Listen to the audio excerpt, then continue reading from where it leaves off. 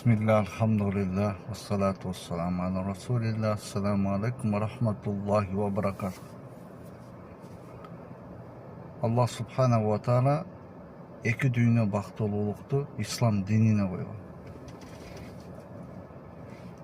Kim İslam menen yaşasa, bul dünyada da baktlı olur, ahirette de baktlı olur. Bu garantirowan nerse. Эгерде kim dinde bolbosa, İslamda bolbosa, бирок бул dünyada бирөөнүн акысын жебесе, жалган сүйлөбөсө, туура жүрсө, жамандык кылбаса, жана Аллахтын динине каршы сөз сүйлөбөсө, ага деле Аллах Таала бул дүйнөдө жакшылыктарды берип кое берет. Бирок акыретте ага эч нерсе жок.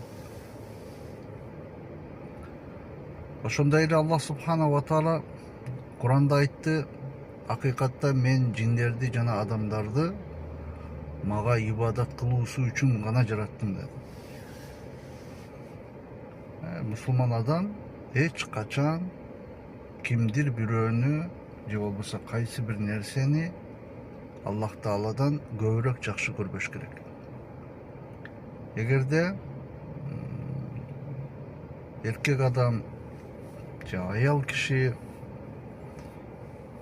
күйөөсүн же аялына болгон жакшы көрүүсү Аллахка болгон жакшы көрүүдөн жогорураак болуп кала турган болсо, Аллах Таала именно ошол аялды күйөөсү менен же болбосо күйөөсүн аялы менен сынайт жана ошолор аркылуу бир жагымсыздыктарды алып келет.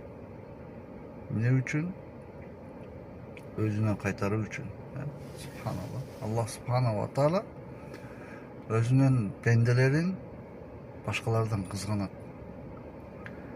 Эгерде сен аялыңды өтө жакшы көрүп кетсең, өтө катуу сүйүп калсаң, анда Аллахтан алыстап кетишиң мүмкүн. Мүмкүн эмес деле, мындай точно эле болот булчу. Аллахтан алыстап баштасаң, демек ибадаттарың алсызданып баштайт. Ибадаттарың алсызданып барса, бара сен таптакыр динден чыгып кетишиң мүмкүн. Динден чыксаң, субханаллах, Аллах сактасын, аузу билла, ошол абалда өлүп калган болсоң, анда сен тозокто түбөлүп кетесиң. Аллах Таала ошону каалабайт бизде.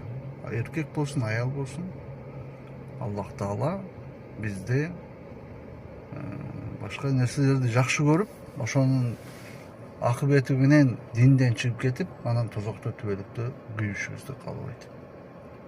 Андыктан эч качан эч нерсени жана эч кимди болгон сүйүүнү Аллахка болгон сүйүүдөн жогору кылбайлы.